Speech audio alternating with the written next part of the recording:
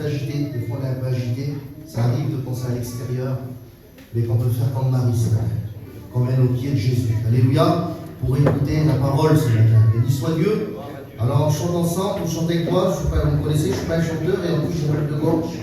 Alors on va chanter un petit cantique ensemble, on fait qu'on va ensemble ce matin. Alléluia. Béni soit Dieu. Je voudrais qu'on chante je viens devant mon Dieu. Alléluia.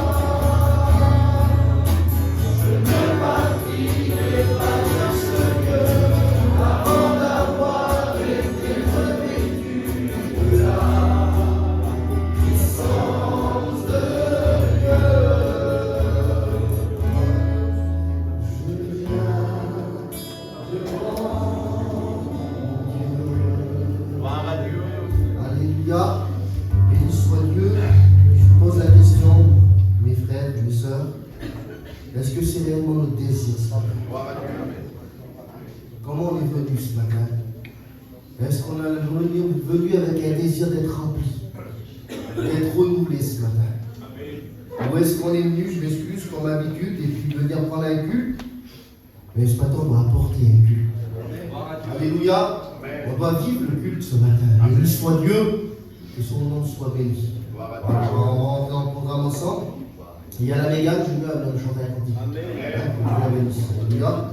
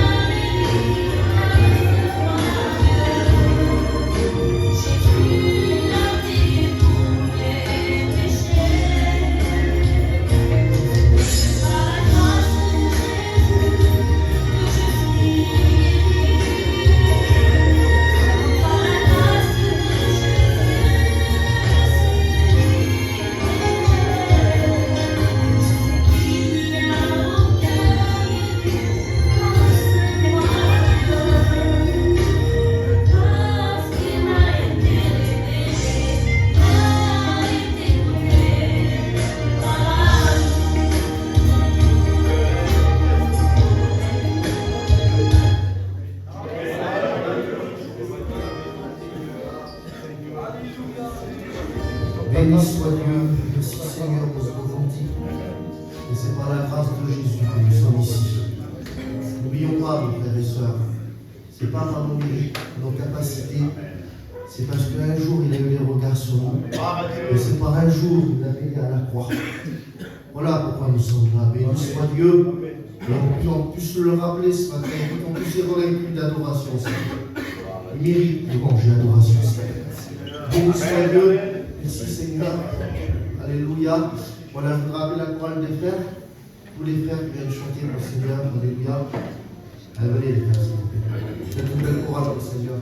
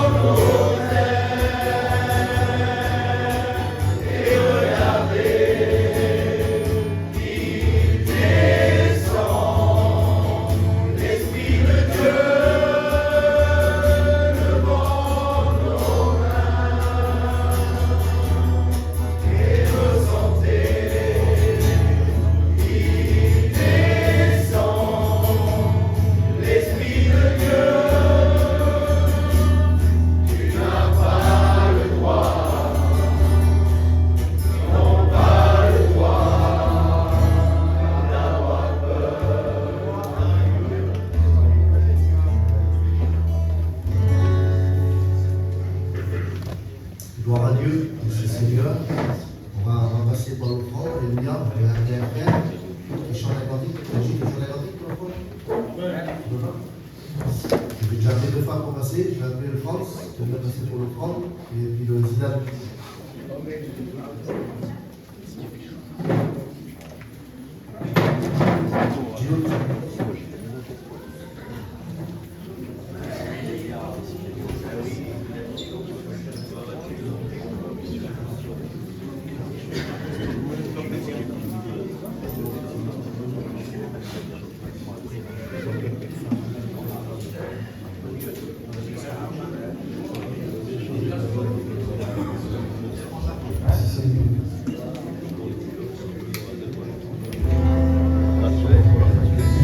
Chante avec moi parce que je ne sais pas chanter moi.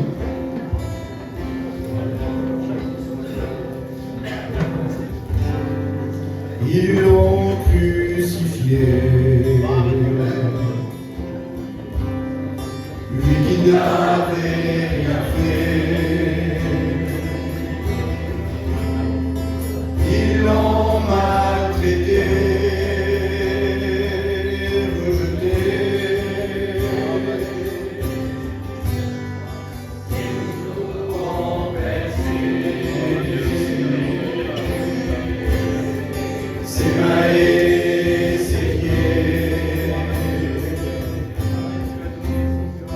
Il a pris nos péchés, pour nous il s'est donné.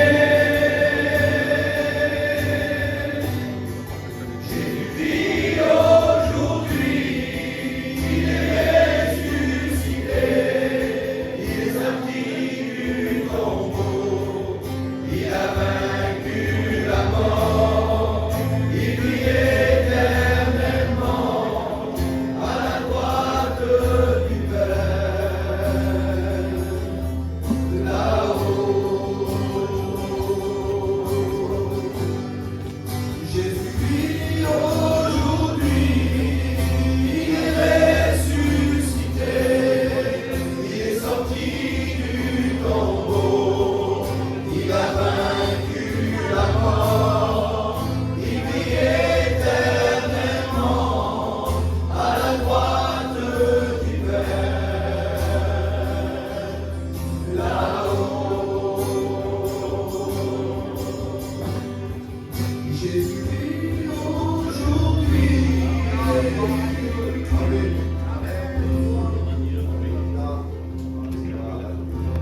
Gloire à Dieu, merci Seigneur. France qui dit, et prend.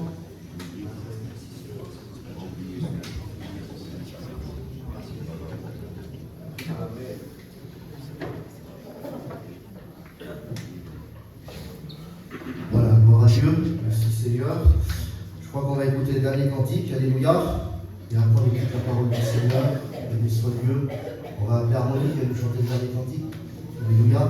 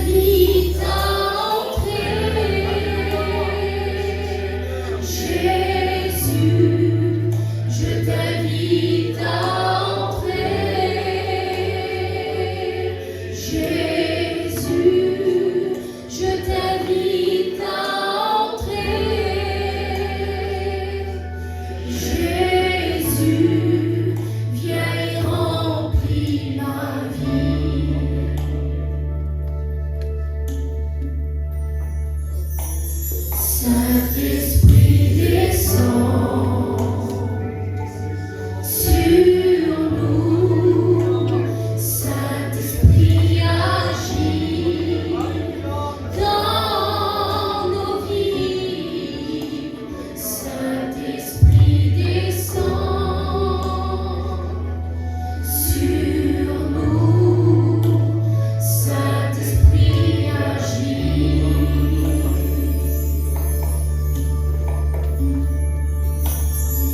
Il n'y a personne comme lui, personne n'est comme lui, personne n'est comme lui, personne n'est comme lui, personne n'est comme lui, comme Jésus de Nazareth. Il n'y a personne comme lui, personne n'est comme lui, personne n'est comme lui, personne n'est comme lui, personne n'est comme lui. Comme Jésus de Nazareth, il n'y a personne comme lui, personne n'est comme lui, personne n'est comme lui, personne n'est comme lui, personne n'est comme lui, comme Jésus de Nazareth, comme Jésus de Nazareth.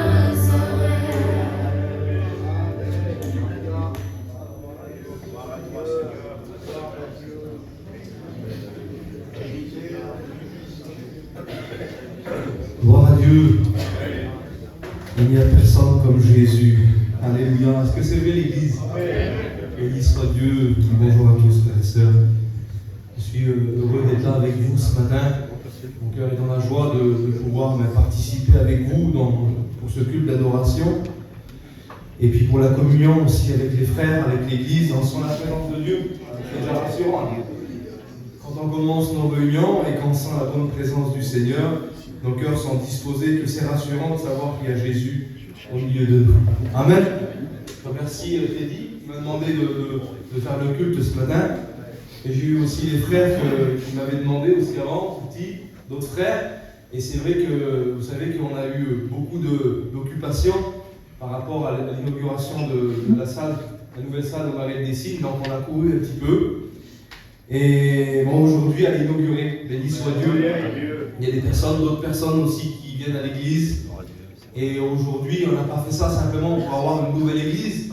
Bien que c'est important, c'est joli. Quand on voyait l'église ici, on avait envie aussi d'avoir un petit local. Mais le but aussi, c'était aussi pour ouvrir d'autres portes et que d'autres personnes viennent à l'évangile. Alléluia. Parce qu'en réalité, mes frères et sœurs, ce qui compte pour nous, c'est pas uniquement local, c'est quand il est là. C'est quand on sent sa présence, de savoir que quand on est dans les endroits les plus profonds du monde, les endroits les plus ténébreux, mais de savoir qu'il est avec nous, alors on est rassuré. Alléluia.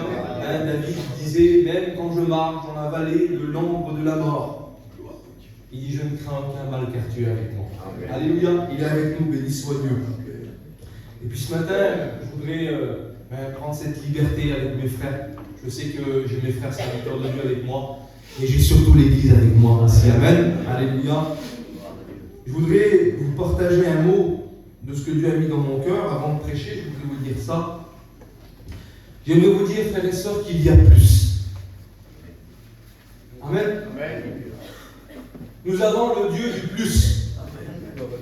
Amen. Exode 33, verset 18, c'est Moïse qui va dire ça à Dieu. Il dit, fais-moi voir ta gloire. Et puis Dieu parle à Moïse, il dit, tu vas te tenir dans le creux du rocher et je vais faire passer devant toi toutes mes bontés. Tout ce qu'on attend de Dieu, toutes les bontés de Dieu. Écoutez, les guérisons, les délivrances, les bénédictions. Mais Moïse disait, c'est beau que tu fasses passer tout ça devant mes yeux. Mais il dit, moi, je veux te voir à toi, je veux voir ta gloire. Les frères, l'Église du Seigneur, c'est beau les bénédictions de Dieu, mais moi, je le veux à lui. Amen. Je veux voir, quand je vais vers mon Père, il y a un moment dans ma vie où j'ai eu besoin des mains de mon Père pour savoir ce qu'il me donnait en réalité. J'ai besoin d'avoir ses mains, ses moyens. Mais il y a un moment où j'avais besoin de voir sa face. de le voir à lui, ça me suffisait. Il y a des moments où on a besoin de ses mains, mais il y a des moments où on a besoin de parler avec lui, de le voir à lui. Il y a plus que le puissant ardent, il y a plus que les 10 plaies d'Égypte, il y a plus que la traversée de la mer Rouge à pied sec, il y a plus que la manne dans le désert, il y a plus que l'eau qui sort du rocher, il y a plus que la nuée épaisse qui descendait, la voix de Dieu qui résonnait, les 10 commandements, la loi, ses préceptes, les fêtes de l'Éternel instituées, les 40 jours sur la montagne où son aspect était comme un feu ardent, les plans du tabernacle avec les lieux, les matériaux, les personnes qui officiaient, les ustensiles, les différents types de sacrifices, tous ces entretiens avec l'Éternel dans la tente d'assignation. Moïse voulait plus, il voulait Dieu. Je le veux à lui. Il y a quelques temps de cela, c'était en 2015. J'étais déjà engagé dans le ministère et puis j'étais en train de faire ma petite tournée de travail. J'étais rempli de projets. Écoutez, je vous le dis honnêtement et sans prétention, partout où on allait, je faisais mes petites affaires. Et puis j'avais des projets, écoutez, j'avais le cœur qui était rempli de projets. Et puis pendant que j'étais en train de travailler, je vois à côté une petite maison qui avait du travail à faire. Je vais sonner à la maison, je vois la dame au loin, et puis j'appelais la dame au loin, Madame, Madame. Et puis on faisait du bruit avec la tronçonneuse, moi j'avais un intérêt, c'était de faire mes petites affaires. Et puis d'un seul coup, cette jeune dame est arrivée vers le portail. Elle a ouvert donc le portail, elle m'a dit, je suis entré. Je dis, madame, je suis élagueur, j'ai en fait des travaux, des élagages, tout ça. Et je me suis écouté, je sais qu'on avait des choses à faire, mais il dit, mon père est à l'étranger, je l'appelle. Elle appelle son père, et puis elle passe son père au téléphone. Et puis il me dit, monsieur, je suis élagueur, et je suis à côté. Elle dit, monsieur, il dit, vous voyez ces arbres qui sont à l'entrée, il dit, j'aurais besoin de les élaguer. Et puis au téléphone, le monsieur me donne son budget, et puis je sais, voilà, c'était pas grand-chose, mais son budget, j'ai dit, écoutez, monsieur, je vais vous le faire. Je termine le travail et je viens vous voir après. Et puis je termine mon petit travail. Et puis j'appelle le frère qui est avec moi. Je dis, viens, on a trouvé un petit bout de travail à côté. Mais écoutez, mon cœur était rempli là. Puis je rentre dans cette maison qui était toute simple. Il n'y avait pas grand-chose. Mais je sentais quelque chose de bon. Je sentais quelque chose de bon dans cette maison-là. Et puis j'ai vu arriver, il y avait 2 petits paquets cadeaux qui étaient préparés comme ça. Et puis j'ai vu arriver cette jeune sœur avec ces 2 petits cadeaux. Elle dit, monsieur, elle dit, je voudrais vous offrir quelque chose. Et là, elle m'a tendu un cadeau à moi et un cadeau au frère qui était avec moi. Et quand j'ai ouvert, il y avait tous les versets bibliques, il y avait une petite Bible, il y avait du témoignage. Elle dit, monsieur, je suis chrétienne. Aujourd'hui, j'étais en train de jeûner, je suis dans le jeûne et la prière. J'ai mon père qui est missionnaire, il est parti ouvrir donc un orphelinat là-bas à l'étranger. Et puis c'est moi qui m'occupe un petit peu de la maison. Il n'y avait pas grand-chose, mais il y avait la présence de Dieu. Elle dit, je vais vous donner un petit peu, regardez le numéro de mon père et je prends le nom du pasteur. Et puis ça m'avait impacté. Et dans mon cœur, le Seigneur me parlait, il me disait, regarde, que c'est beau quand on met tout au service de Dieu. Il dit, monsieur, il dit, des fois on est amené à changer de ville parce que mon père, il est missionnaire. Des fois on part à l'étranger, il dit, alors là, on n'a pas grand-chose à la maison, mais on est prêt à partir. Quelle beauté. Et puis là, le dimanche du culte, je me lève le matin et puis je vais prier, et puis d'un seul coup, je tire un petit feuillet. Et regardez ce petit feuillet que je t'envoie. C'était le dimanche 28 juin 2015. C'était marqué Jésus, le Dieu du plus. Amen. Et quand je lis ça, c'était un témoignage en disant, aujourd'hui, les hommes sont en quête éperdue de bonheur. Ils cherchent le confort, ils cherchent à s'installer. Mais il disait, aujourd'hui, Dieu, il veut donner le plus. Il a donné le plus à cette femme qui était veuve, qui avait plus d'huile. C'était il marque dessus, il dit, c'était le festin à volonté, la bénédiction à volonté. Quand on fait passer Dieu en priorité, quand on lui donne tout, lui, dans son ciel, il donne la volonté. Et puis il explique ça, et puis d'un seul coup, je tourne, et je vois celui qui a écrit le message. C'était Nathanaël, avec le nom du pasteur qui était là. C'était le nom du pasteur que j'avais dans mon téléphone. Il avait écrit tout petit dans son feuillet. Mais j'avais vu que c'était dans son cœur le Dieu du plus qui servait. Amen. Frères et sœurs, c'est beau ce qu'on dit de Jésus. Mais est-ce que dans nos vies, il est le Dieu du plus, le Dieu du tout? Amen. Je voudrais qu'on s'incline devant Dieu. Et je voudrais, par la parole de Dieu, partager un mot avec vous que Dieu a mis sur mon cœur. Que ce ne soit pas des paroles, mais que ça soit vrai. Que les gens disent c'est vrai, sa vie là. Jésus, c'est toute sa vie. Jésus, il est le centre de sa vie. Alors je voudrais qu'on puisse prier le Seigneur.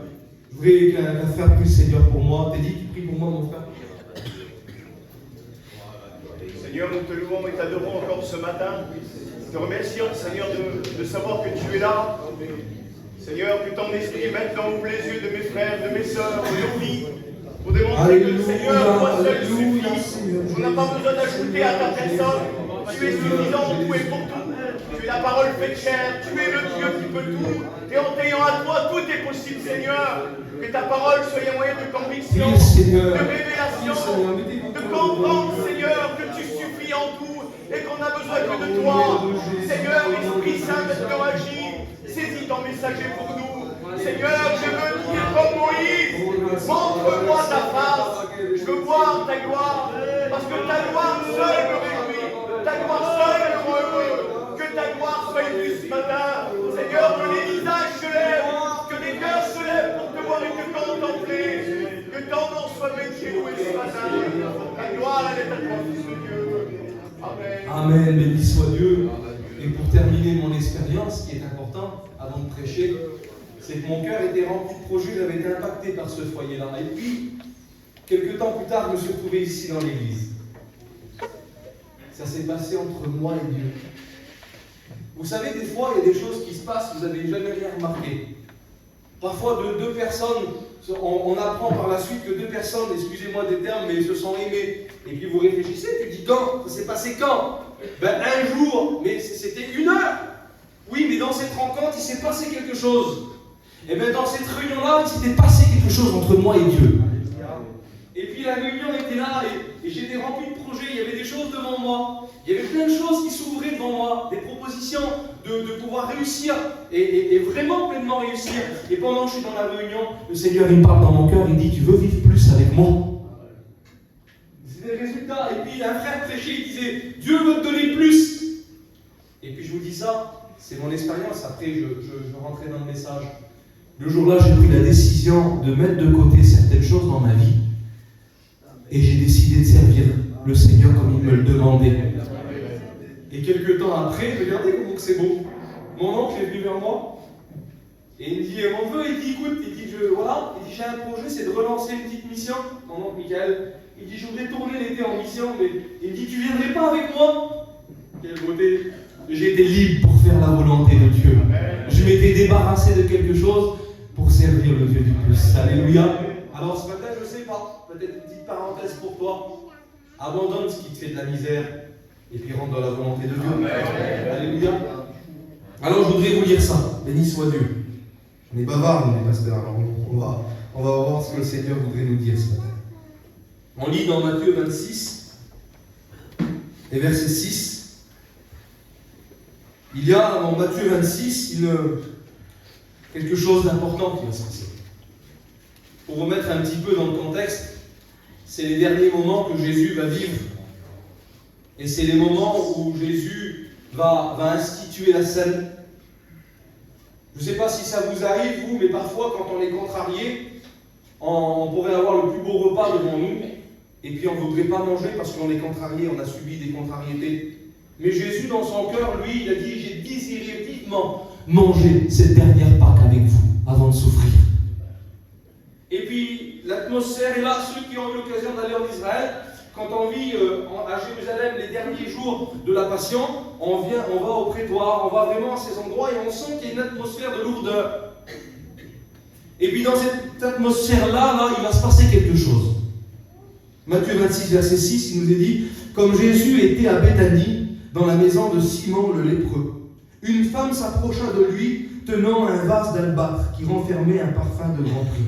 Et pendant qu'il était à table, elle répandit le parfum sur sa tête. Dans un autre passage de l'Écriture, il est question dans Jean chapitre 12 que ce parfum de nard de grand prix a été déversé sur les pieds de Jésus. Les disciples, voyant cela, s'indignèrent et dirent « À quoi bon cette perte? On aurait pu vendre ce parfum très cher et en donner le prix aux pauvres. » Jésus, s'en étant aperçu, leur dit « Pourquoi faites-vous de la peine à cette femme? Elle a fait une bonne action à mon égard, car vous avez toujours des pauvres avec vous, mais vous ne m'avez pas toujours. En répandant ce parfum sur mon corps, elle l'a fait pour ma sépulture, car Jésus allait souffrir. Écoutez, je vous dis ça en passant.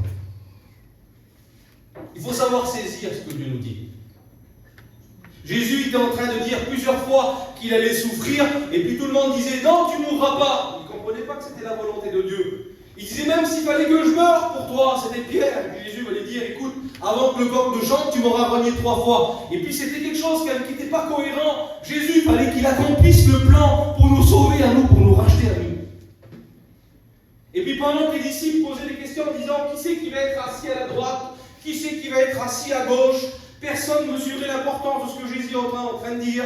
Mais là, dans cet endroit, une femme avait saisi le message, l'importance du message de Jésus. Elle était venue pour briser le vase. Et puis quand elle brise le vase, verset 13 nous est dit, « Je vous le dis en vérité, partout où cette bonne nouvelle sera prêchée dans le monde entier, on racontera aussi en mémoire de cette femme ce qu'elle a fait. »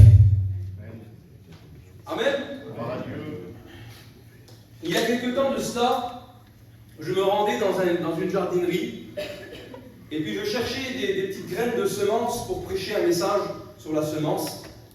Et puis pendant que j'entrais dans cette grande jardinerie, je passais devant ces fleurs qui étaient là, devant ces arbres qui étaient là. Et puis mon regard a été fixé sur un petit bocal qui était là, en verre, avec un bouchon dessus. Et à l'intérieur, il y avait un petit jardin. C'était, on appelle ça, j'ai demandé à la dame, j'ai appelé la dame, j'ai dit, madame, c'est quoi ça? Elle me dit, monsieur, ça c'est un écosystème. Ah bon? Il dit oui, monsieur, ça c'est un écosystème. On a mis des plantes qui puissent. C'est quelque chose qui a besoin de l'intervention de personne. C'est quelque chose qui est autonome. C'est quelque chose que les arbres font transpirer de la pluie, si vous aimez mieux, puis ça retombe dessus, ça s'arrose, et puis on n'a plus besoin d'intervenir, on le met dedans et c'est fini, monsieur. Il dit on peut le placer n'importe où, qu'il vente, qu'il neige, qu'il fasse n'importe quelle température. C'est créé, c'est conçu pour être autonome et vivre tout seul. Et puis le Saint-Esprit parle à mon cœur.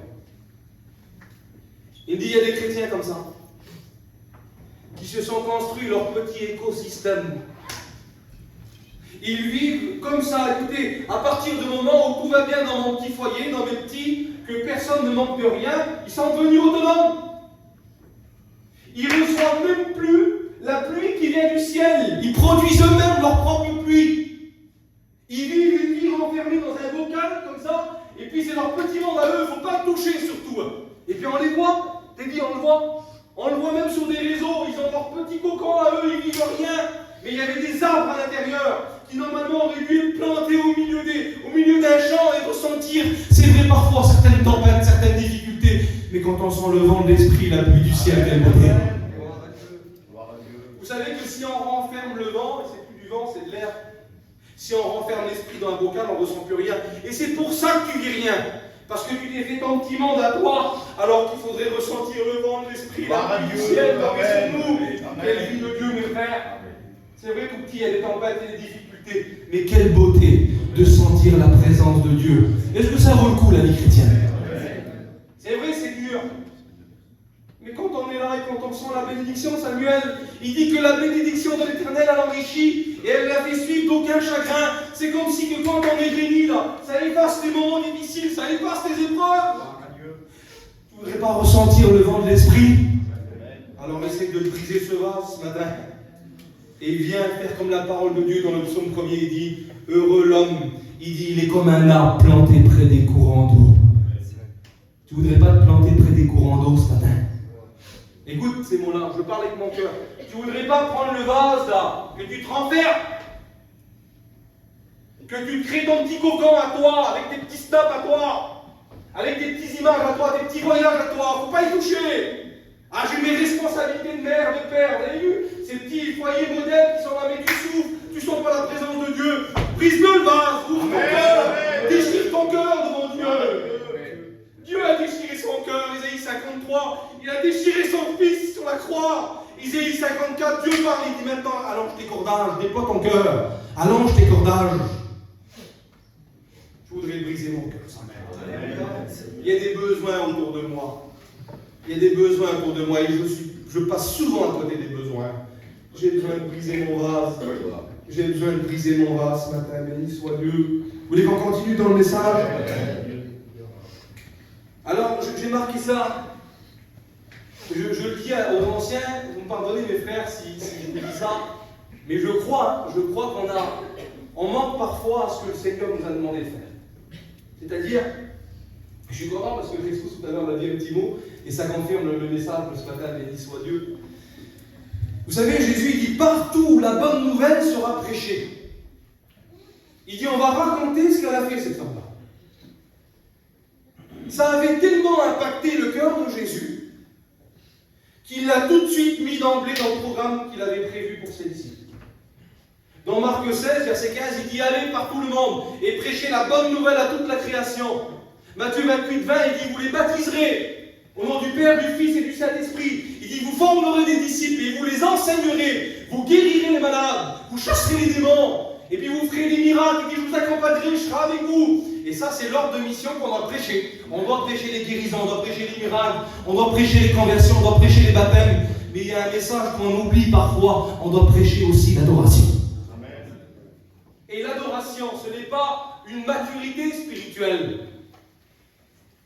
Parce qu'on penserait dans nos esprits qu'il faut avoir un certain nombre d'années de vie chrétienne ou de spiritualité pour adorer Jésus. Écoutez, un nouveau-né dans l'évangile peut adorer Jésus. Et puis j'ai marqué ça, le schéma biblique. Vous savez que Dieu dresse des schémas dans la parole de Dieu. Quand vous lisez 1 Corinthiens 12, 1 Corinthiens 13, 1 Corinthiens 14, excusez-moi, vous allez voir des endroits où à un moment donné, où Dieu parle des dons spirituels, Dieu parle des ministères, et puis au milieu de tout ça, il y a 1 Corinthiens 13, c'est le ciment, c'est l'amour. Tout ce qu'on fait, s'il n'y a pas l'amour, ça ne marche pas. On dit Amen? Amen. Vous êtes avec moi ce matin? Et c'est pas grave si on se trompe dans les mots. Je voudrais qu'on fasse ce que le Seigneur, qu'on vive ce que le Seigneur a pour nous ce matin. Et puis dans Jean chapitre 3, c'est Jésus qui parle avec Nicodème. Et puis il va lui parler de la nouvelle naissance. Amen. Vous me suivez ce matin? Vous allez voir, on va voir tout de suite ce que le Seigneur va nous dire. Et puis à un moment donné, Nicodème, et alors Jésus lui pose la question et lui dit, nous savons que tu es un docteur venu de Dieu, car tu ne peux pas faire les miracles que tu fais si Dieu n'est avec toi. Il lui répondit, en vérité, si un homme ne naît de nouveau, il ne peut voir le royaume de Dieu. Et puis Jésus est en train de parler d'une nouvelle naissance. Et quand Jésus est en train de parler d'une nouvelle naissance, il dit à Nicodème, il dit, tu ne peux pas rentrer dans la vie de Dieu. Pourtant, c'est un docteur de la loi. Pourtant, il connaît les Écritures.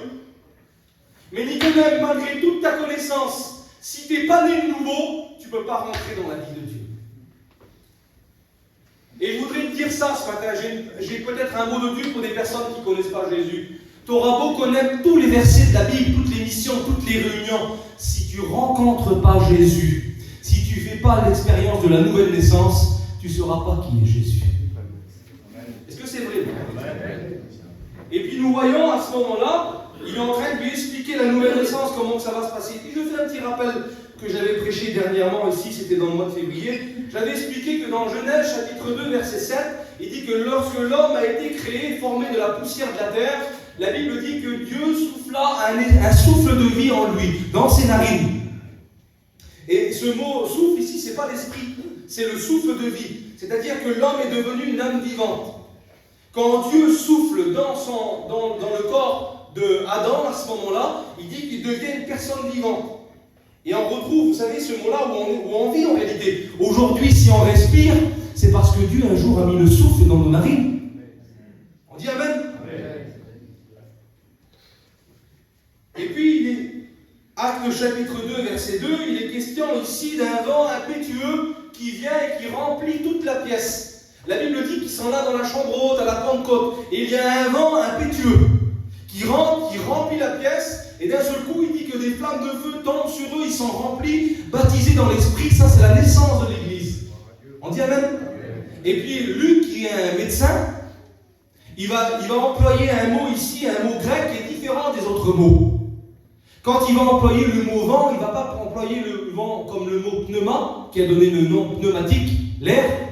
Il a employé le mot pnoé. Et le mot pnoé, c'est un terme médical qu'on utilise dans les maternités. Vous savez quand? C'est quand l'enfant vient de naître, il ne dépend plus de la vie de la mère, il est introduit dans la vie, mais pour pouvoir commencer à vivre, il faut qu'il prenne son premier souffle. Et on voit les médecins qui tapent un petit peu dans le dos de l'enfant, et là, une bouffée d'air rentre à l'intérieur, et là, ça y est, la vie, elle démarre, il peut vivre pour de vrai. Tu ne voudrais pas vivre pour de vrai ce matin? Amen.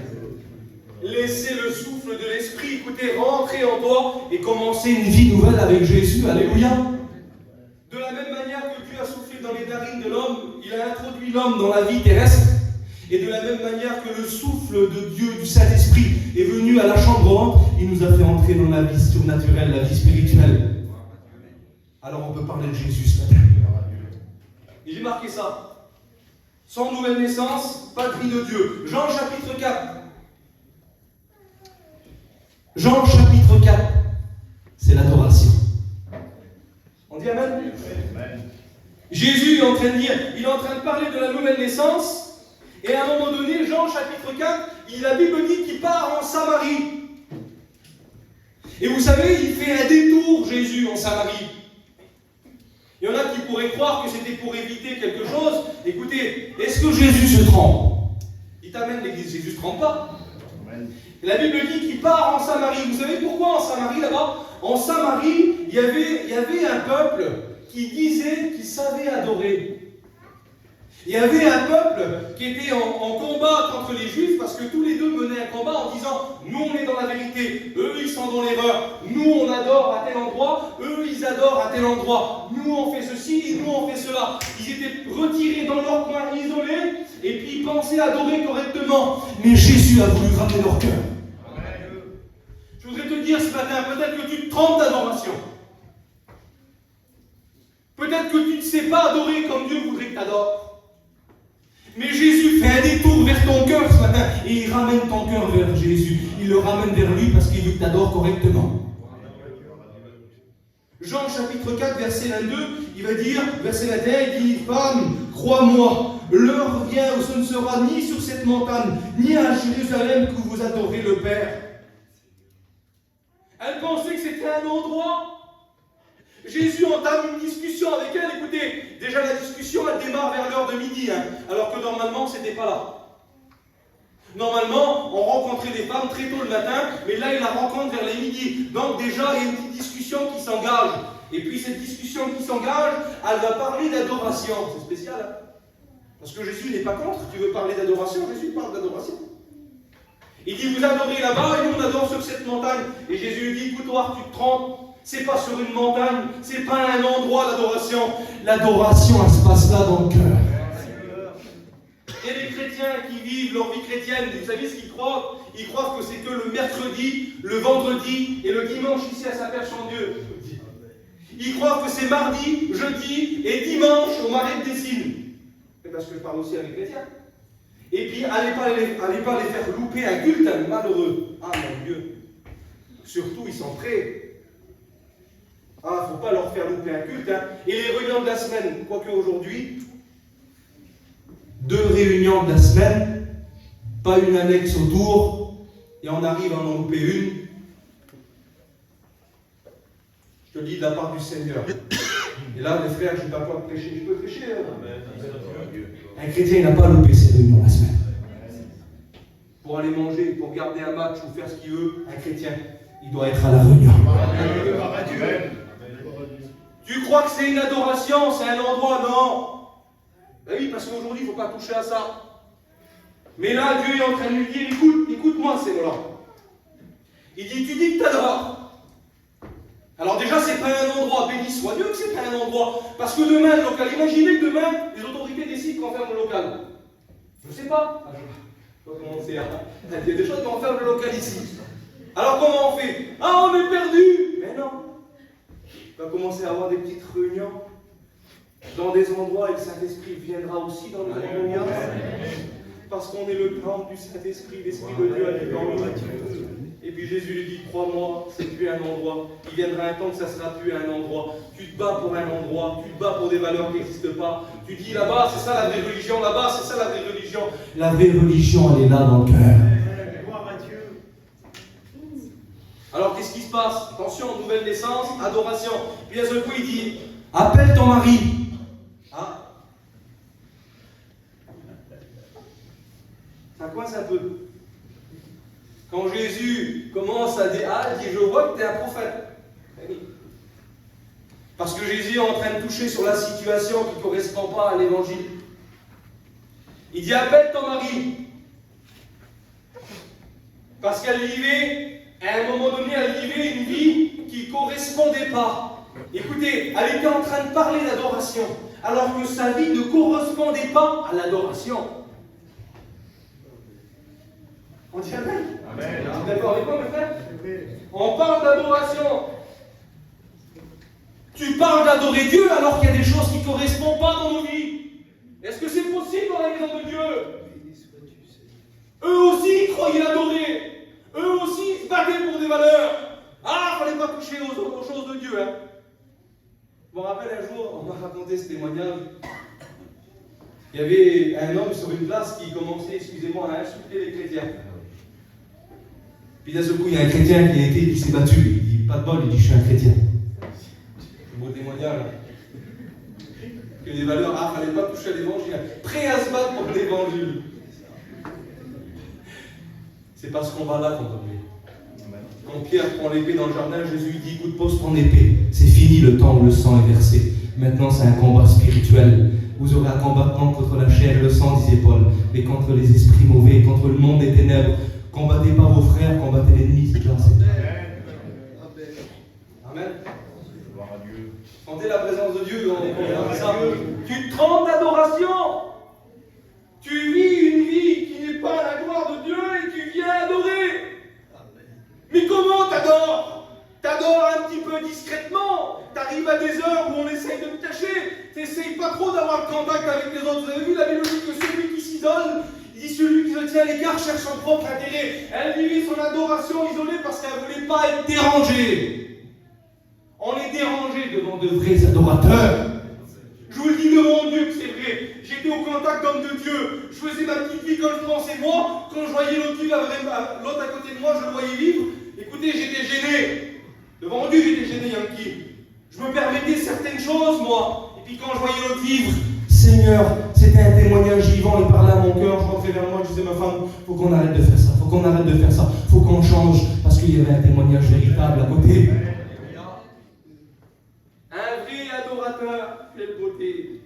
Vous adorez ce que vous ne connaissez pas, faut être vrai avec Jésus. Écoutez, Jésus est en train de dire, ton témoignage, ta vie ne correspond pas. Écoutez, il dit, Dieu cherche de vrais adorateurs, c'est ce que le Père demande. C'est pas moi qui viens recruter ce matin. C'est pas les pasteurs, c'est les frères. Vous n'avez pas fait une charte dans l'église en disant nous on veut que nos chrétiens ils correspondent à ça. Non, vous avez pris la parole de Dieu et vous dites qu'il faut qu'ils correspondent à la parole de Dieu. Amen. Eh bien Dieu dit il veut des vrais adorateurs. Dieu veut des vrais, Dieu veut du vrai.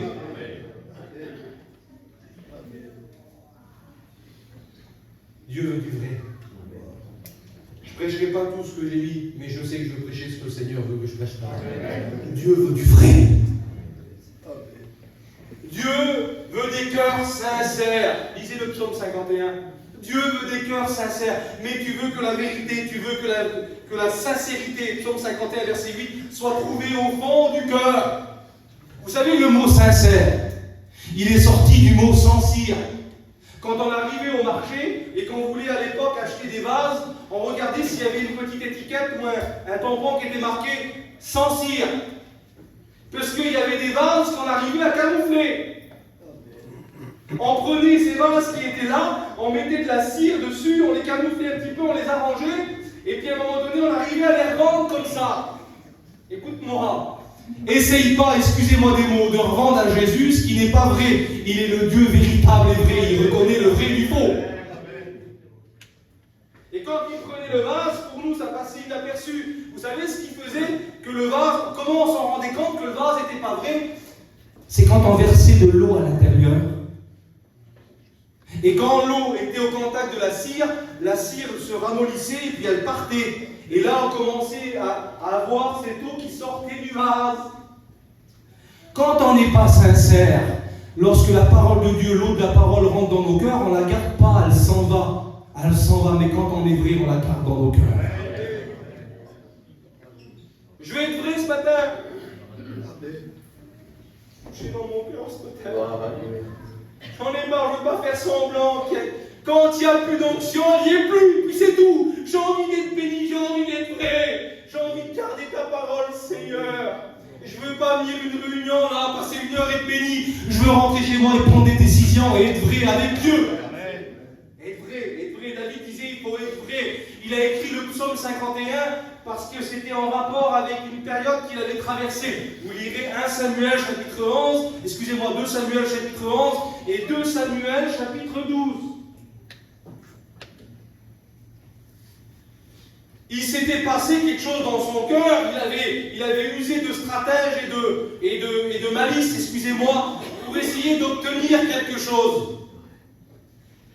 Et la Bible dit qu'il va obtenir ce qu'il a voulu parce que l'homme arrive à ses fins. Il avait une position de roi et puis il usait de sa position pour faire ce qu'il avait résolu de faire. Il avait convoité une sœur qui était là-bas et puis de ça, il avait commis, excusez-moi, l'adultère et de cet adultère était né un fils. Il y a des naissances que Dieu n'approuve pas. Il y a des naissances qui ne sont pas approuvées de Dieu. Il y a des soi-disant naissances qui sont là parfois au milieu de nous et qui ne correspondent pas à l'évangile. Et vous savez comment Dieu n'approuve pas ces naissances-là? C'est quand il ne met pas de nom. Il est dit que le fils-là n'avait pas de nom.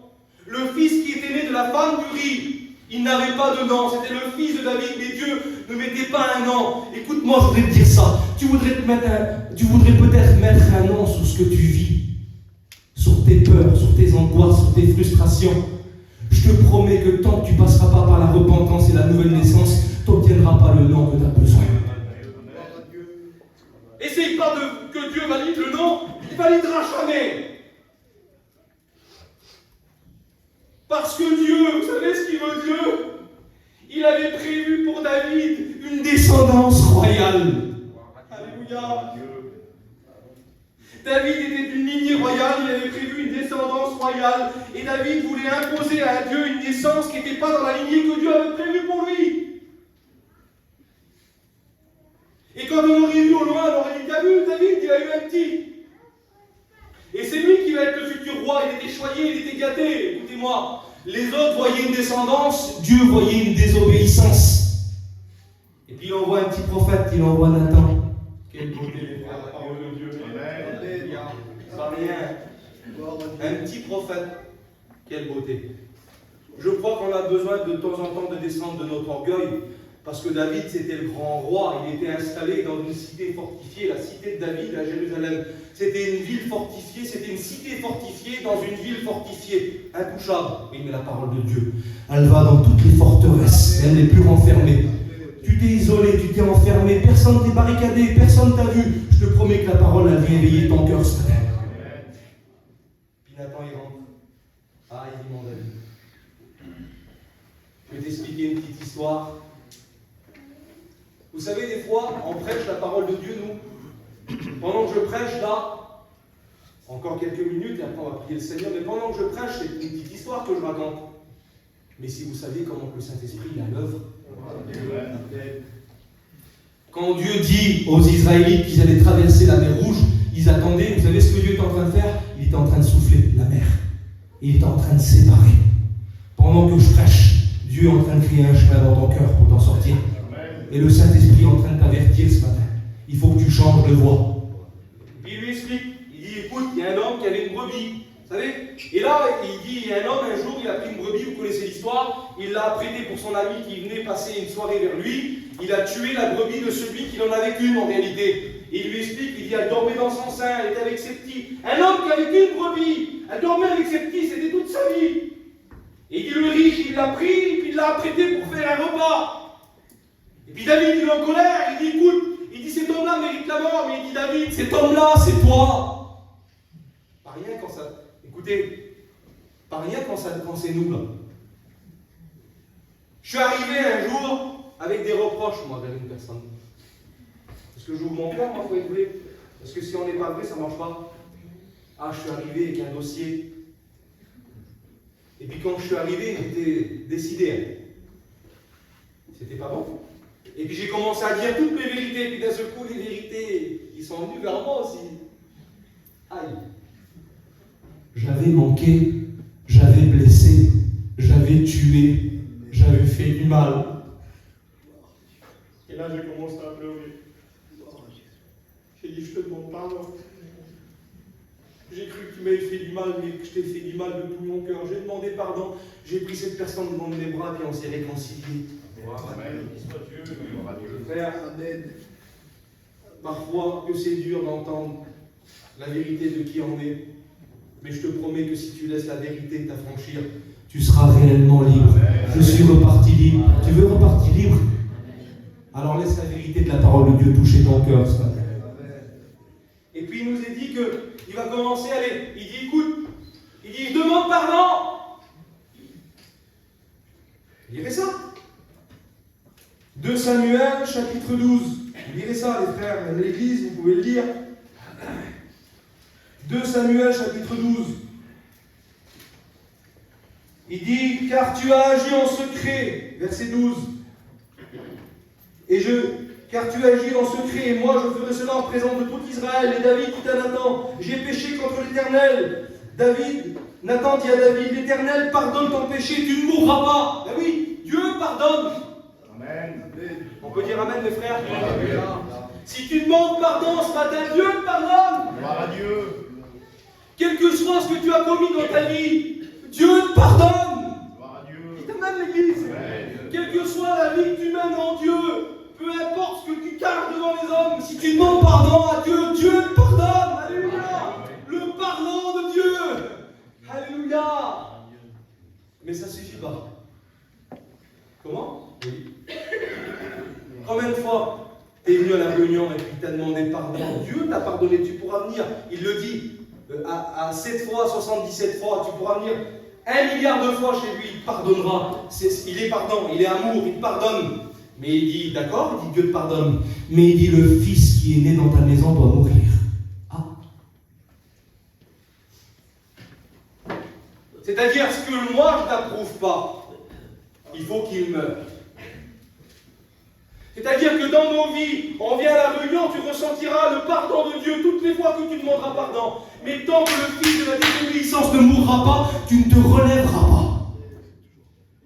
Et la Bible dit qu'il va se mettre là, il dit le fils doit mourir, c'est une fatalité. La Bible dit qu'il va se mettre à genoux, il va se dévêtir, excusez-moi, il va arrêter de se raser, il va prendre le sac et la cendre, il va se mettre dans le deuil, il va rester à genoux, écoutez. Et Nathan s'en alla de sa maison, et l'Éternel frappa l'enfant que la femme d'Uri avait enfanté à David, il fut dangereusement malade. David pria Dieu pour l'enfant et jeûna, et quand il rentra, il passa la nuit couché par terre. Couché par terre, c'est ça la repentance. Dieu veut que tu t'humilies ce matin. Dieu veut que tu t'humilies ce matin. Où est passé, écoutez, le temps où on s'humilie devant Dieu? La repentance, un grand cri de larmes devant Dieu. On dit dans nos réunions, lève ta main et ça suffit. C'est pas vrai. Amen. C'est pas vrai, mes frères. Il faut demander pardon pour son péché. Il faut demander pardon pour son péché. Ça ne suffit pas de lever la main. Si tu lèves la main, il y a un acte qui t'engage à t'humilier devant Dieu et à pleurer devant Dieu. Si tu n'as jamais pleuré, écoute-moi, si tu as levé ta main et que tu as voulu mener une vie chrétienne comme ça, tu t'es jamais repenti, je t'en supplie, reprends le point de départ, humilie-toi devant Dieu, je te promets qu'il va t'élever. Et pendant qu'il est à terre, écoutez-nous, quand on voit quelqu'un à terre, les frères, quand on voit quelqu'un à terre, vous savez, nous, on dirait que ça nous gêne quand on voit quelqu'un à terre. On oublie parfois qu'il y a l'œuvre de l'esprit derrière tout ça. On voit une personne attristée, l'autre dit allez, t'as été voir un petit coup, t'as été parler avec lui, oui, t'as été parler avec lui, qu'est-ce qu'il a? Il est attristé par le Saint-Esprit, laisse-le attrister. Il est à terre, il est couché à terre. Et la Bible dit que les anciens de sa maison insistèrent auprès de lui pour le faire lever de terre. Les anciens sont venus vers lui en disant, David, c'est pas normal. T'es le roi, toi, t'es le roi David. T'as quand même une honneur, allez, lève-toi, David. Mais la Bible dit que David ne voulait point se relever. Il n'avait pas besoin qu'on le relève de la part d'un homme, il voulait être relevé par Dieu. David disait, mon âme pleure de chagrin, relève-moi selon ta parole. Tu veux repartir pardonné ce matin? Ou tu veux repartir libre? Amen. Combien de jeunes dans nos réunions, on t'a dit, c'est vrai? Ils viennent devant, là, Dieu les pardonne, Dieu les visite. Ils parlent en langue et c'est fini. Ils croient que le parler en langue, c'est, je sais pas, c'est magique. Ah, j'ai dit 2 parler en langue, ça y est. Ah, puis leur vie, elle redémarre. Je t'en supplie, parle plus en langue. Demande pardon à Dieu.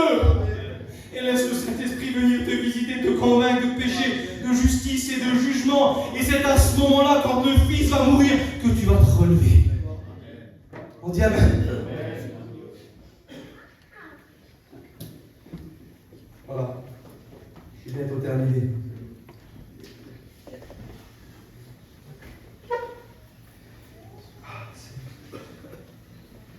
Dieu veut de vrais adorateurs. Dieu veut du vrai. Gloire à Dieu. On peut dire Amen. Amen. Amen. Vous m'accordez encore 5-10 minutes et après on prie le Seigneur. C'est vrai l'Église? Amen. C'est pour de vrai, c'est pour de faux.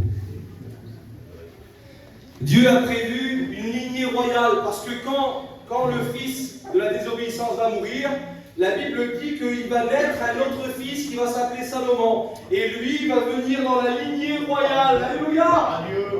Béni soit Dieu! La Bible dit ça, écoutez, il fallait du sang royal pour une lignée royale. Il y a quelque temps, je me trouvais à Jérusalem. Et puis on était en train de visiter la ville avec les frères. Et puis mes yeux se sont portés sur un endroit, ça s'appelle l'Institut du Temple. Et quand vous rentrez dans l'Institut du Temple, vous rentrez dans un endroit où des ustensiles sont exposés. Et puis moi, je croyais que c'était juste des copies. Non, ceux qui dirigent l'Institut du Temple nous disent ça, ce sont les vrais ustensiles qui sont faits à l'identique de la parole de Dieu. Et ils sont prêts pour le service qu'il va y avoir pour le nouveau temple. Amen. Il y a tous ces ustensiles qui sont là. Et puis quand vous rentrez là-bas, vous arrivez, si vous aimez mieux, dans une pièce et on vous fait montrer les plans du nouveau temple. Le temple qui va être reconstruit quand nous, l'Église, en sera enlevée. Parce que nous, pour l'instant, on est le temple. Vous êtes le temple de Dieu. Sur la terre, il n'y a pas d'autre temple. Il ne peut pas y avoir de temple. On est le temple de Dieu sur la terre. Mais nous, quand on est enlevé, il faut un nouveau temple.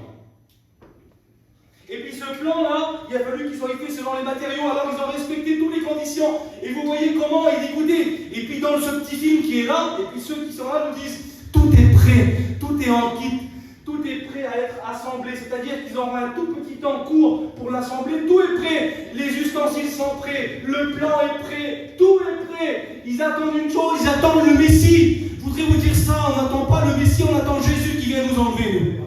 Tout est prêt.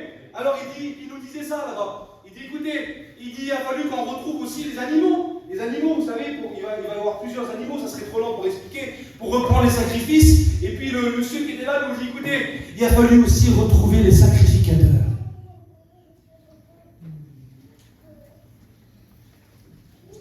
Et puis là, je leur ai dit comment vous avez fait? Puis on posait la question comment vous avez fait pour retrouver les sacrificateurs? Ça vous intéresse l'Église? Et puis le monsieur était là et dit, vous savez ce qu'on a fait, il y a eu quelque chose de particulier qui s'est fait. On a voulu retrouver, mais comment? Il dit, il y en a qui venaient vers nous avec des documents, en disant, ben moi je suis un tel, c'est moi, je suis de telle lignée. Oui, mais c'était que des mots. Puis d'un seul coup, ils ont fait quelque chose, ils ont fait des analyses génétiques, ils ont fait des prises de sang à tous les hommes. À une certaine quantité d'hommes, et quand ils ont pris les résultats de prise de sang, de la génétique, ils se sont rendus compte qu'une partie se démarquait et que c'était eux qui étaient de la lignée d'Aaron.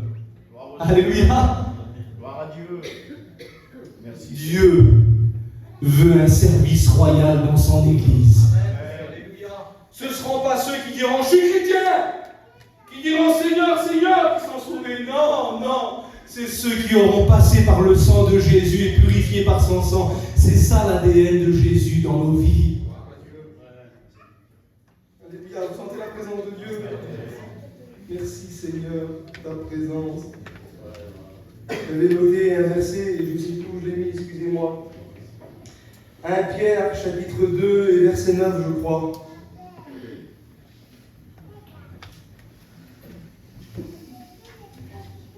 Je ne sais pas si c'est ça, ou 2. Voilà, excusez-moi, j'ai perdu la référence. Mais il dit, il a fait de nous, je me dis c'était la référence des fois tout petit, il a fait de nous un royaume de sacrificateurs. Voilà. Apocalypse 5, 8, c'est ça? Alors écoutez, oui, il a fait de nous un royaume de sacrificateurs. Pierre va dire aussi, il a fait de nous un sacerdoce royal. Mais le sacerdoce royal est venu par le sang. Écoutez, je voudrais vous dire ça ce matin. On doit représenter le royal. Amen.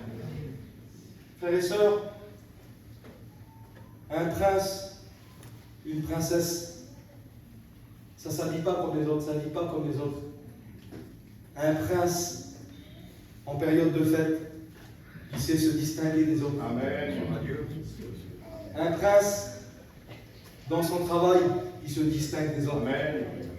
Un prince, tous les jours, il se distingue des autres. Écoutez, la Bible dit dans 2 Rois 4 qu'il y avait une femme de distinction. Elle se distinguait des autres. Tu ne voudrais pas te distinguer un petit peu des autres? Est-ce que c'est vrai, mes frères? Dieu a des promesses pour nous. On est le temple de Dieu. On a un sacerdoce, c'est-à-dire un sacerdoce royal.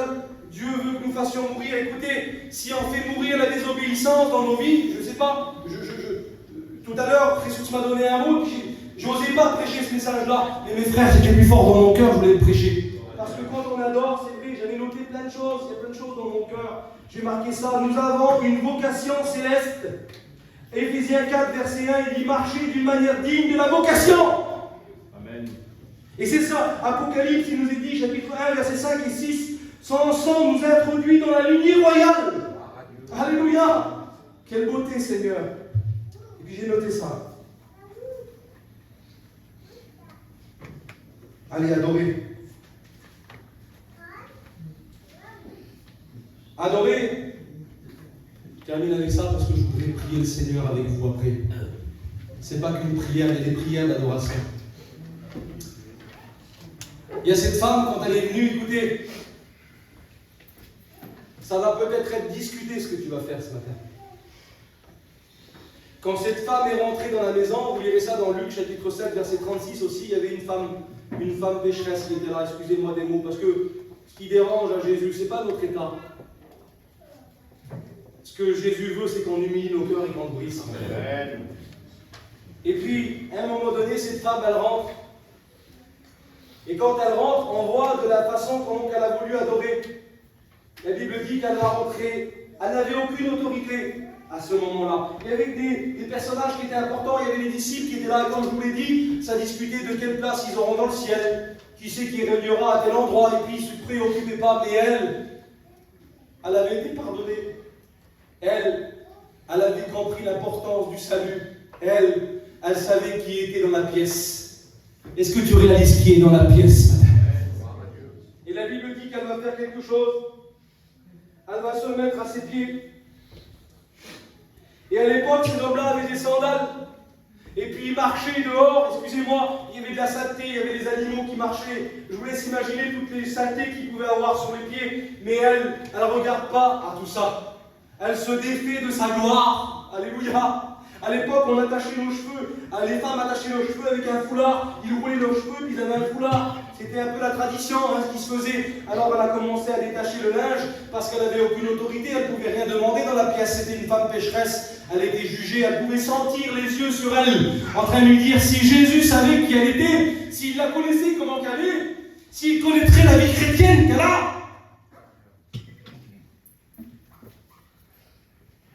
Regarde pas le jugement ce matin sur toi. Amen. Regarde sur Jésus, il vient briser ton vase ce matin. Elle commence à pleurer, à pleurer, à pleurer. Elle commence à mouiller de ses larmes. bassine d'eau. C'est pas grave si on ne donne pas d'eau. Tes larmes suffisent pour nettoyer les pieds du Seigneur. Le psaume 56, verset 8 nous dit: recueille mes larmes dans ton outre. Dieu connaît les larmes dans nos cœurs que nous avons. Il les recueille dans son répertoire à lui. Dieu voit tes larmes ce matin si tu pleures. Et elle vient comme ça, elle commence à pleurer, Jésus, elle pleure. Elle pleure, et d'un seul coup, elle se rend compte que ses pleurs est en train de nettoyer les pieds du Seigneur. Amen.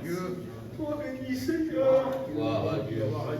Elle commence à pleurer, et puis elle sait quelque chose, elle a un parfum de grand prix. Tu as des valeurs en toi, tu as des valeurs à donner au Seigneur. Et tu ne l'as jamais brisé le vase. Tu n'as jamais osé le briser. Tu n'as jamais osé être un chrétien béni. Tu n'as jamais osé prophétiser. Tu n'as jamais osé parler en langue. Tu n'as jamais osé témoigner. Tu n'as jamais osé parler du Seigneur. Parce que tu crois que ton témoignage ne correspond pas. Mais si ce matin tu brises le vase, tu vas oser. Ose ce matin le faire. Elle va commencer à prendre là et les larmes couler. Et elle va prendre ses cheveux, la gloire. La Bible dit dans 1 Corinthiens 11, c'est Paul qui dit ça, il dit que les cheveux, c'est la gloire de la femme. Il serait peut-être temps ce matin que tu te défais de ta gloire pour venir au pied du Seigneur et essuyer ses pieds. Elle prend avec ses larmes qui descendent, elle prend ses cheveux, elle n'a pas de linge, elle prend ses cheveux et elle commence à essuyer ses pieds. Alléluia. Elle prend ses pieds d'amour et elle commence à les embrasser. Elle les embrasse de tout son cœur. Je vous dis de la part du Seigneur, c'est la première chose que je voudrais faire. Ça serait embrasser ses pieds quand je rentrerai dans le ciel. Ses pieds percés, ses pieds d'amour. Quelle beauté, il allait de village en village, je dis du bien.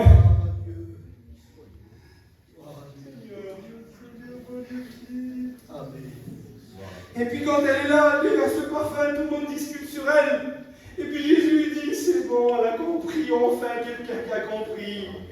Enfin quelqu'un qui a compris que c'est beau quand quelqu'un comprend le sens de l'adoration. Enfin quelqu'un qui comprend. Vous êtes des hommes de Dieu par excellence, mais elle c'est une pécheresse. Par contre, elle a compris ce que c'était l'adoration. Elle brise le vase devant Jésus. Et là, elle prend de ses cheveux, puis écoutez, le parfum, on ne le déverse pas comme n'importe comment. Ah oui. Je me suis rendu vers un parfumeur l'autre jour et j'ai posé la question. C'est vrai parfum là. Pas l'eau de parfum. La Bible dit qu'on ne prêche pas un évangile dilué. On prêche le véritable évangile. Amen. Dieu veut un parfum pur de ton cœur. Amen. Là, qui sort du cœur. Et quand elle arrive là, elle va déverser le parfum et je disais, monsieur, je dis comment qu'il faut faire pour mettre le parfum? Parce que des fois, nous on le met sur les vêtements, hein, des fois. Et puis il dit, monsieur, vous savez ce qu'il faut faire? Il faut que la peau soit propre. Donc elle ne pouvait pas déverser le parfum avant qu'elle ait nettoyé les pieds du Seigneur. Écoute-moi, ton adoration, elle ne tiendra pas si avant il n'y a pas les larmes pour nettoyer les pieds du Seigneur. C'est sur une peau propre. C'est sur une repentance vraie. C'est sur un témoignage vrai. Arrête de mettre le parfum avant la propreté. Commence à verser des larmes, à laver les pieds du Seigneur et à déverser ton parfum. Et c'est là. Il dit, monsieur, c'est sur une peau humide. Attends pas. Il dit, c'est sur une peau mouillée. Tout de suite, quand c'est humide, quand c'est propre, tout de suite, mettez le parfum, monsieur. Ça va s'imprégner dans la peau et vous allez le garder plusieurs jours. Ça va être imprégné dans la peau. Il dit, monsieur, un parfum, mettez-en un tout petit peu. Hein. Il dit, parce que vous en mettez une larme. Il dit, ça dure des jours et des jours. Mais elle ne voulait pas que ça dure quelques jours. Elle voulait que ça dure pour l'éternité. Elle a brisé le vase pur et elle l'a mis sous les pieds du Seigneur. Tu veux pas que ça dure quelques jours? Alors viens pour de vrai briser le vase ce matin.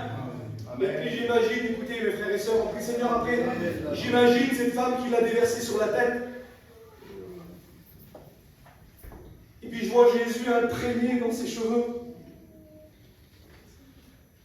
Je vois l'huile, comme il dit dans le psaume 133, il dit que c'est l'huile qui coule sur la barbe, qui coule sur le long de son visage, sur ses yeux, qui se répand de partout sur son corps. Je vois l'huile sur ses pieds. Je vois Jésus imprégné, prêt à aller préparer le repas de la Pâque. Je vois Jésus dire à tout le monde, maintenant, à partir de maintenant, le message avant même l'évangélisation, allez par tout le monde, dites-leur ce qu'elle a fait cette femme-là. Elle m'a oint pour ma sépulture. Je suis le roi des rois, l'étiquette qui était au-dessus, sur les criteaux, sur la croix, et j'imagine Jésus. J'imagine Jésus sur la croix. J'imagine ses mains percées, ses pieds cloués. J'imagine le centenier romain prendre les autres crucifiés, prendre leurs pieds et puis sentir, excusez-moi, l'odeur de la transpiration, l'odeur de la saleté, de la haine. Et il voit un homme tendre ses pieds et puis quand il arrive, il sent l'odeur du parfum de l'adoration. J'imagine l'adoration encore présente au moment de la croix, devant la méchanceté des hommes. La croix, l'adoration était là, on l'adore Jésus. Et puis j'imagine Jésus entre ciel et terre. J'imagine Jésus ensanglanté avec la couronne d'épines, et quand le sang devait ruisseler de sa tête, devant la méchanceté des hommes et l'amertume, il pouvait sentir l'odeur du parfum en disant « Quelqu'un m'aime et quelqu'un m'adore, je vais aller jusqu'au bout. »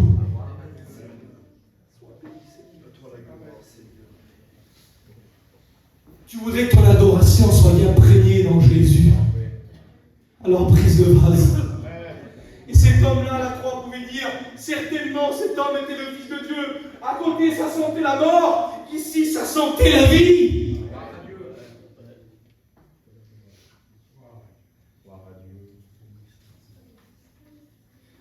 Je voudrais que Jésus se souvienne de mon adoration. Je voudrais qu'il oublie la méchanceté que je lui fais parfois. Je voudrais qu'il oublie la peine que je lui fais parfois. Je voudrais qu'il ressente mon adoration. Et puis je voudrais adorer, et je termine avec ça, mes frères et sœurs, je vous demande pardon, parce que j'ai été trop long. Jean chapitre 20, il y a une femme, c'est Marie de Magdala. Elle avait été libérée de 7 démons, dit la parole de Dieu. C'était une femme pécheresse, avec un autre passé aussi. Mais Jésus l'a pardonnée, elle a suivi le ministère de Jésus, elle était là à la croix. Amen. Peu importe ce qu'on dit de toi, ce qui compte, c'est que tu es présent à la croix. Amen. Et là, elle arrive, elle aussi, le matin, Jésus est mort. Et puis j'ai peut-être une parole de Dieu pour toi ce matin, sans prétention, mais je voudrais te le dire. C'est un Jésus qui est mort. C'est pas un Jésus qui est au bord du lac. C'est pas un Jésus qui est là en train de faire des miracles dans la maison de Pierre. C'est pas un Jésus qui est en train de crier silence, tais-toi, non. C'est un Jésus qu'on a mis au tombeau, mais elle, malgré que Jésus est mort, elle vient toujours adorer avec les aromates. Écoutez, il y a des situations où le Seigneur n'agit pas toujours dans nos vies. Il y a des prières inexaucées. Il y a des maladies. Il y a des deuils. Je sais qu'il y a des personnes qui ont souffert ici. Mais ne laisse pas ces épreuves t'enlever ton adoration. Gloire à Dieu. Viens l'adorer, Seigneur. Gloire à ton nom, Seigneur. Chante la présence de Dieu, on dit ensemble. Vous savez à qui s'est révélé premièrement le 19 ans, Étienne? Moi, c'est à Marie Magdala. Ben oui. Parce que le vrai, ça se révèle au vrai. Il révèle son cœur à ceux qui se tiennent près de lui. Et il nous transmet un message. Et il dit ne pleure plus. Amen. Je voudrais te dire ça ce matin et j'ai fort dans mon cœur. Arrête de pleurer. Je te promets qu'un jour on va revoir nos bien-aimés. Gloire à Dieu. Je te promets qu'on ne comprend pas tout maintenant, je ne comprends pas tout avec toi. Mais je veux garder mon adoration. Amen. Amen. Voulez-vous compris le Seigneur? Gloire à Dieu.